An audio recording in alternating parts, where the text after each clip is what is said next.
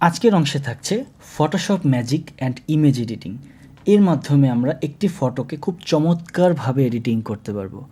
যে এডিটিংগুলো আমরা আমাদের মোবাইলের মাধ্যমে করি, মোবাইলের অ্যাপসের মাধ্যমে করি, কিন্তু জেনে রাখুন প্রফেশনাল এডিটররা কিন্তু ফটোশপের মাধ্যমে ফটো এডিটিং করে থাকে। সো আসুন আমরা আমাদের স্ক্রিনে চলে আসি এবং শিখে নেই প্রফেশনাল ফটো এডিটিং এবং ফটোশপ ম্যাজিক। আমাদের আজকের প্রথম টিউটোরিয়ালে থাকছে ফটোশপ টুলস ডিসকাশন। সুতরাং চলে আসেন আমরা ফটোশপ সফটওয়্যারটি ওপেন করে নিই। আমাদের কাছে এখন বর্তমানে আছে ফটোশপের একদম লেটেস্ট ভার্সনটি, অ্যাডোব ফটোশপ 2021 ভার্সনটি। আমরা এই সফটওয়্যারের মাধ্যমেই আমরা আমাদের ফটোশপের সকল কাজগুলো সম্পন্ন করব। আমাদের ফটোশপ সফটওয়্যারটি ওপেন হয়ে গিয়েছে। সো প্রাথমিকভাবে আমাদের এখানে থাকছে ফটোশপের ইন্টারফেস নিয়ে আলোচনা করা। ফটোশপের ইন্টারফেসে আপনি দেখতে পাচ্ছেন যে সর্বপ্রথমই আছে মেনু বারটি। মেনু বারে file, edit, image, layer, type, select, filter, 3D, view, window এবং হেল্প। অ্যান্ড বাম পাশে যে টুলটা আমরা দেখতে পাচ্ছি এটাকে আমরা বলি টুল বক্স। এই টুল বক্সের যে টুলগুলো আছে অ্যাকচুয়ালি এই টুলগুলো দিয়েই সম্পূর্ণ করা হয় সকল প্রকারের গ্রাফিক ডিজাইনের কাজ। সো আমরা জেনে নিয়েছি আমাদের ইন্টারফেস। প্রথমে ফটোশপের ইন্টারফেসে আমরা পাচ্ছি এটা মেনু বার, তারপর আমরা লেফট সাইডে পাচ্ছি টুল বক্স এবং এখানে আছে আমাদের জন্য লেয়ার প্যানেল।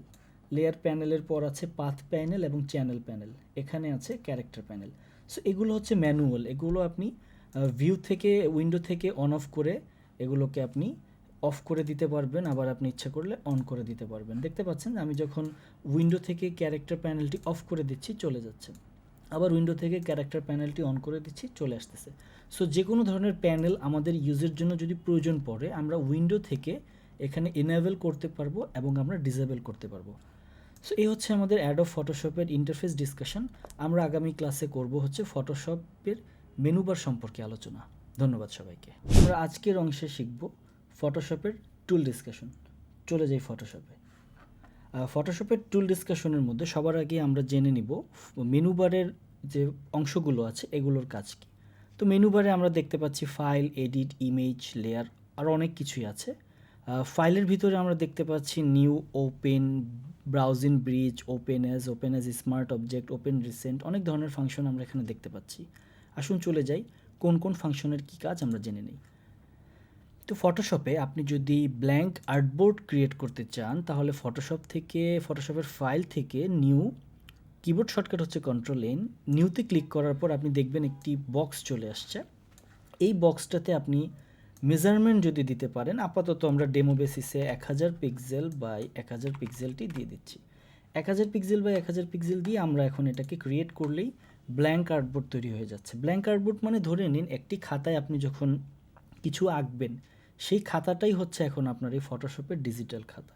সো এটা ক্রিয়েট করার প্রসেসিংটা আমরা আবার দেখে নেই। ফাইল, নিউ, আমরা আমাদের মেজারমেন্টটা এখানে দিব। বাট আমরা যখন প্রফেশনাল ওয়েতে ডিজাইন শিখবো আমরা প্রতিটা কাজের আলাদা আলাদা মেজারমেন্ট সম্পর্কে জেনে নিব। তো আপাতত যেহেতু আমরা বিগিনার পর্যায়ে আছি আমরা ডেমো আমরা 1000 বাই 1000 একটি মেজারমেন্ট দিয়ে দিচ্ছি, দিয়ে আমরা ব্ল্যাঙ্ক আর্টবোর্ড ক্রিয়েট করতে পারি। এখন চলে আসুন রেজলিউশন জিনিসটা কী এবং কালার মোড জিনিসটা কী। আমি এ বিষয়ে বিস্তারিত আলোচনা আপনাদের এখানে এখন করছি। একটু দেখে নিন। কালার মোডটা হচ্ছে যখন আমরা নন প্রিন্টেবল কাজ করব, মানে যেগুলো আমাদের প্রিন্টের জন্য প্রয়োজন পড়বে না, মানে আমরা প্রিন্ট করব না কাগজে, আরেক ধরনের কাজ আমরা করব সেটা হচ্ছে প্রিন্টেবল, যেটা আমরা প্রিন্ট করব।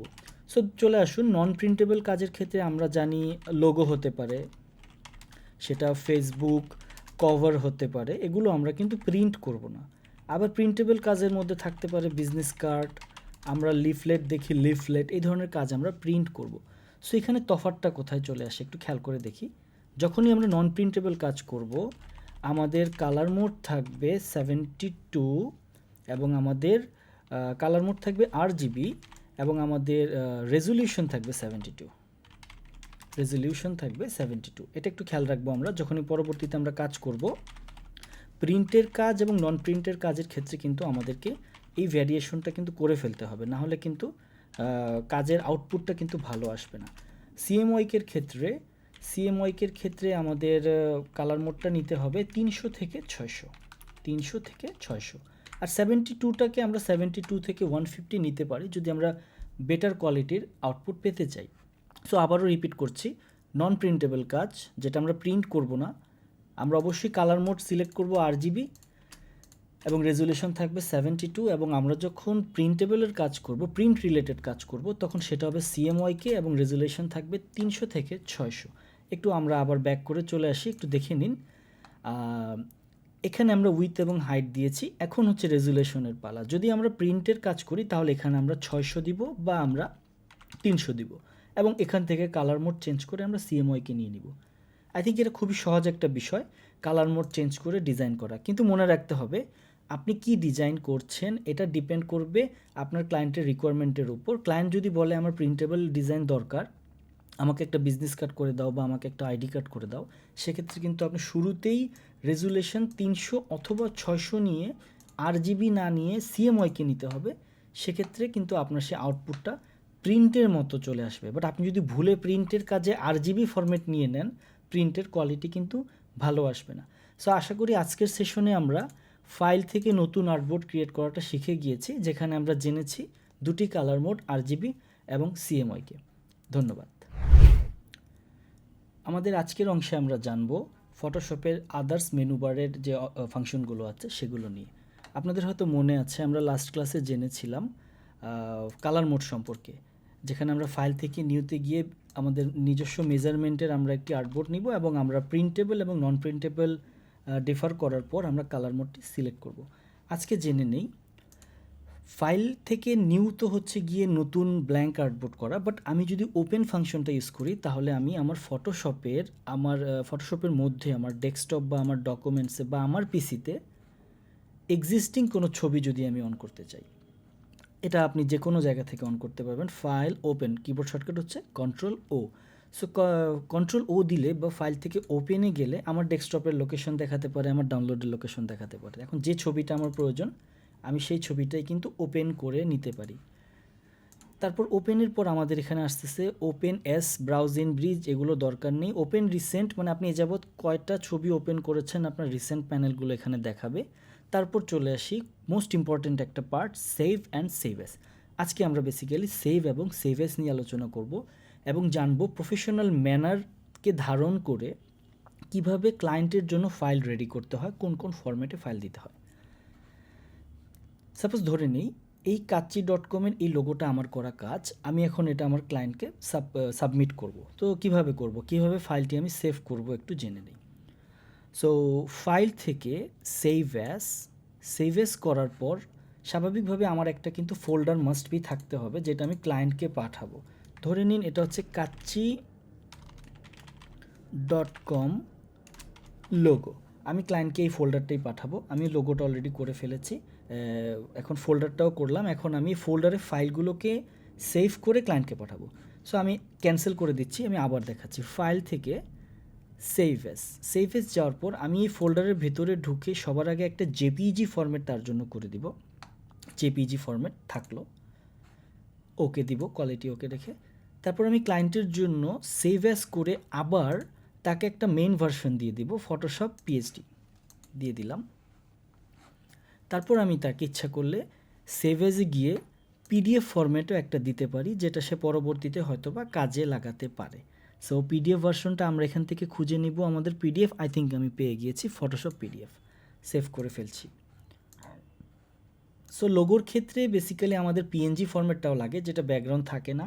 সো আমাদের যদি ব্যাকগ্রাউন্ড লেস কোনো লোগো থাকে, আমরা ব্যাকগ্রাউন্ড লেসের ক্ষেত্রে সেক্ষেত্রে আমরা ফাইল থেকে সেভ অ্যাসের পর এখান থেকে আমরা PNG ফাংশনটা চুজ করে লোগোটাকে কিন্তু তাকে দিয়ে দিতে পারি PNG। এটা হচ্ছে একটা প্রকারের সেভিংস। আরেকটা প্রকারের সেভিংস জেনে নেই, ফাইল থেকে এক্সপোর্টের পর সেভ ফর ওয়েব। এই এক্সপোর্ট থেকে সেভ ফর ওয়েবের মাধ্যমে আপনি যদি দেখেন এখানেও আপনি JPG, GIF, PNG8, PNG24 এই অনেক ধরনের ফরম্যাট আপনি পেয়ে যাচ্ছেন, যে ফরম্যাটটা ওয়েব বেসড। মানে এখন এই লোগোটা যদি আপনি অ্যাজ এ প্রোফাইল পিকচার হিসেবে ইউজ করতে চান, আপনার জন্য এই ফাংশনটি অ্যাভেলেবেল।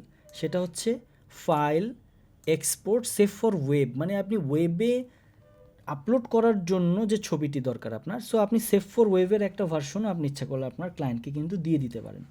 এখান থেকে JPG কোয়ালিটি আপনার অবশ্যই 100 থাকবে, সেভ করার পরে আমরা এটা এখানে একটু রিনেম করে দিচ্ছি ক্লায়েন্টের সুবিধার্থে ওয়েব ভিউ করে দিচ্ছি। তো আই থিঙ্ক আপনি এখন যদি আমার ফোল্ডারটার ভিতরে ভিজিট করি আমরা যদি এখন ফোল্ডারটার ভিতরে ভিজিট করি আমরা দেখতে পাবো যে আমরা কি করেছি অ্যাকচুয়ালি। হ্যাঁ, একটু দেখে নিই। কাচ্চি.com লোগো আমি দেখাচ্ছি আপনাদেরকে। সো এখানে এখন এই যে ফোল্ডারটা আমি করলাম এটাই আমি ক্লায়েন্টকে এখন সেন্ড করব। সো ক্লায়েন্টকে সেন্ড করার জন্য আমি কিন্তু ফোল্ডার ওয়াইজ করব না, এই ফোল্ডারটাকে আমাকে জিপ করে নিতে হবে। সো অবশ্যই আমার পিসিতে আপনাদের পিসিতে উইনরার সফটওয়্যারটি থাকলে আই থিঙ্ক ভালো। সো অ্যাড টু আর্কাইভ করে আমি জিপ করে নিচ্ছি। এখন আমার এই যে কাজের অলরেডি কিন্তু একটা জিপ ফাইল প্রিপেয়ার্ড হয়ে গেছে, যে জিপ ফাইলটা ক্লায়েন্টকে পাঠালে ক্লায়েন্ট যখন জিপ ফাইলটি ওপেন করবে সে 4 ধরনের ফাইল ফরম্যাট পাবে, যেটা তার পরবর্তী কাজের জন্য উপকৃত হবে। এবং এই 4 ধরনের ফরম্যাট ফাইল পাওয়ার পরই ক্লায়েন্ট আপনাকে কিন্তু পেমেন্টটা পাঠাবে। সো আজকে আমরা কী জানলাম? আজকে আমরা জানলাম হচ্ছে কোন কোন ফরম্যাটে ফাইল সেভ করতে হয়। আমি যদি একটু রিপিট করি আজকে আমরা ফাইল সেভ করলাম জেপিইজি ফরম্যাটে, বা জেপিইজি বলতে পারেন, জেপিইজি ফরম্যাটে সেভ করলাম। তারপর আমরা পিএসডি ফরম্যাটে সেভ করলাম। তারপর আমরা পিডিএফ ফরম্যাটে সেভ করলাম। আর ট্রান্সপারেন্ট ইমেজের জন্য আমরা পিএনজি ফরম্যাটে সেভ করলাম। এই 4টা ফরম্যাটের ফাইল 4বার সেভ করে একটা ফোল্ডারে করে জিপ করে আমরা ক্লায়েন্টকে পাঠিয়েছি। এবং মাস্ট একটা জিনিস মনে রাখতে হবে, যেটা আমরা ভুল করি সবাই, সেটা হচ্ছে ফাইলের নামগুলো যেন মানে অ্যাকচুয়াল নামটা হয়। আমরা অনেক সময় আনটাইটেল 1, আনটাইটেল 2, লোগো 1, লোগো 2 এই ধরনের রিনেম করে আমরা ক্লায়েন্টকে ফাইলগুলো সেন্ড করি। ক্লায়েন্ট বেসিক্যালি খুব হতাশ হয় এই ধরনের সেন্ডিং দেখে। সো প্রফেশনাল ম্যানার হচ্ছে আপনি রিনেম করে দিবেন। এটা যেহেতু কাচ্চি.com-এর লোগো, আপনার ছবিতে কাচ্চি.com-এর নামটা থাকবে, এটা ক্লায়েন্টের বুঝতে সুবিধা হবে। সো আজকে আমরা জেনে নিলাম কিভাবে ফাইল সেভ করতে হয়, কোন প্রফেশনাল ম্যানারে ফাইল সেভ করতে হয়। আশা করি আপনারা সবাই বুঝতে পেরেছেন। ধন্যবাদ। আমাদের আজকের অংশে আমরা জেনে নেই মেনু বারের বাকি সকল অংশে যা যা আছে আমরা আজকে বিস্তারিত জেনে নিচ্ছি। সো আমাদের মনে আছে আমরা লাস্ট ক্লাসে নিউ, ওপেন এবং সেভ এস সম্পর্কে এবং এক্সপোর্ট সেভ ফর ওয়েব সম্পর্কে আমরা জেনেছি। এই ফাংশনে আরও একটি ইম্পর্টেন্ট বিষয় আছে, সেটি হচ্ছে প্লেস এমবেডেডটি কী জিনিস, চলে আসুন দেখে নিই। সো প্লেস এমবেডেডটি আসলে ব্যবহৃত হয় কোনো এক অবজেক্টের ওপরে আপনি আদার্স কোনো অবজেক্ট যদি প্লেস করতে চান। সাপোজ ধরুন আমি এখন একটি ছবি ওপেন করছি। ছবিটি হতে পারে এটা একটি ওয়ালেটের ছবি। সো এটা ওয়ালেটের ছবি। এখন আমার চাহিদা হচ্ছে আমি এখানে আমার লোগোটাকে বসাবো। অনেকের রিকোয়ারমেন্ট থাকে যে লোগো কিভাবে বসায়। সো ফটোশপের ফাইল থেকে প্লেস এমবেডেডে গিয়ে আমি যদি এখন লোগোটাকে ফাইন্ড আউট করি, আমার পিসির ভিতরে কোথায় আছে লোগোটা আমি ফাইন্ড আউট করে নেই। আই থিঙ্ক আমি লোগোটা এখানে পেয়ে যাব। হ্যাঁ, পেয়ে গেছি। সো টাইনি অনলাইন শপের এই লোগোটাকে ধরেন আমি এখানে বসিয়ে দিলাম। খুব সহজ, কিন্তু আমি আবার দেখিয়ে দিচ্ছি। File, place embedded. এখন লোগোটাকে আমি ফাইন্ড আউট করি, লোগোটা আমার কোথায় আছে। লোগোটা আমার পিসির এফ ড্রাইভে আছে, আমি এখান থেকে নিয়ে নিচ্ছি। সো লোগোটা সিলেক্ট করার পরে খেয়াল করে দেখবেন চারপাশে একটি বর্ডার চলে আসছে, যেখান থেকে আমি অনায়াসে এটাকে ছোট বড় করতে পারবো। সো আমি এটাকে পরিমাণ মতো যতটুকু অ্যাকচুয়ালি আমার প্রয়োজন সেই অনুযায়ী আমি এটাকে সাইজ করে আমি কনফার্মেশন দিব। কনফার্মেশনের বারটি অপশন বারে দেখা যাচ্ছে, একটি হচ্ছে কনফার্ম করছি না, ক্যান্সেল, আর একটি হচ্ছে কনফার্ম। সো আমি স্যাটিসফাইড হলেই আমি কনফার্মে ক্লিক করব। সো এটাই হচ্ছে প্লেস এমবেডেডের ব্যবহার। আশা করি আপনারা সবাই বুঝতে পেরেছেন। তারপর চলে আসি প্লেস এমবেডেডের পর আই থিঙ্ক আমাদের ফাইল বারে কোনো কাজ নেই। আমরা যদি এডিট বারে চলে যাই, এখানেও আমাদের I think undo, redo, cut, copy, paste ছাড়া কোনো প্রকারের এসেনশিয়াল কোনো কিছুই নেই। যেগুলো আছে ওগুলো আমরা ইউজ করব, বাট আমরা শর্টকাট ইউজ করব। এখান থেকে যাওয়া লাগবে না আমাদের। এডিটের কাট, কপি, পেস্ট আমরা আগে থেকেই কিন্তু Ctrl+C, Ctrl+X, পেস্ট করছি Ctrl+V দিয়ে, আনডু করছি Ctrl+Z দিয়ে। কিন্তু আমরা যারা MS ওয়ার্ড এক্সেল পারি আমরা কিন্তু রিডু করি Ctrl+Y দিয়ে। বাট মনে রাখতে হবে ফটোশপে রিডু কিন্তু Ctrl+Y না, শিফট Ctrl+Z। আশা করি স্ক্রিনে আপনারা দেখতে পাচ্ছেন, শিফট Ctrl+Z হচ্ছে রিডু, আর আনডু হচ্ছে Ctrl+Z। Cut, copy, paste I think এখানকার ম্যাক্সিমাম যে ফাংশনগুলো আছে আমাদের পরিচিত, এবং এই ফাংশনগুলো আমরা ইউজ করব টুলবক্সের মাধ্যমে। তারপর আমরা যদি ইমেজ বারে যাই, ইমেজ বারে আপনি খেয়াল করে দেখবেন আমরা মোবাইলে যেভাবে থাকে অ্যাডজাস্টমেন্ট করা, ব্রাইটনেস থাকে, level, curve, exposure, vibrance, colour balance, black and white করা। আপনি ব্ল্যাক অ্যান্ড হোয়াইট করতে পারবেন, আপনি কালার চেঞ্জ করতে পারবেন, যে কোনো কিছু আপনি করতে পারবেন। চলে আসুন আমরা দেখে নিই। অ্যাডজাস্টমেন্টে গেলে আমি এখন ব্ল্যাক অ্যান্ড হোয়াইট করে ফেলতে পারবো। সরি, আমি অ্যাডজাস্টমেন্টে গিয়ে এখন ব্ল্যাক অ্যান্ড হোয়াইট, দেখেন আমার সম্পূর্ণ অবজেক্টটি কিন্তু ব্ল্যাক অ্যান্ড হোয়াইট হয়ে গেছে। আমি যদি কালার চেঞ্জ করতে চাই, আমি এখানে কালার ব্যালেন্সে গিয়ে একটু এদিক সেদিক করতে পারবো, একটু এদিক সেদিক করে ফেলতে পারবো। কালারটাকে যদি একটু ডিপ করতে চাই, আই থিঙ্ক আমাদের রিয়েল কালারের মধ্যেই থাকলে বেটার, আমরা উইয়ার্ড কালার না ইউজ করি, যাতে আমাদের প্রোডাক্টের ইমপ্রেশনটা যাতে নষ্ট না হয়। সো যখনই আপনি কাজ করবেন কোনো ক্লায়েন্টের জন্য, প্রোডাক্টের উপর ভ্যালু রেখে আপনাকে কাজটা করতে হবে।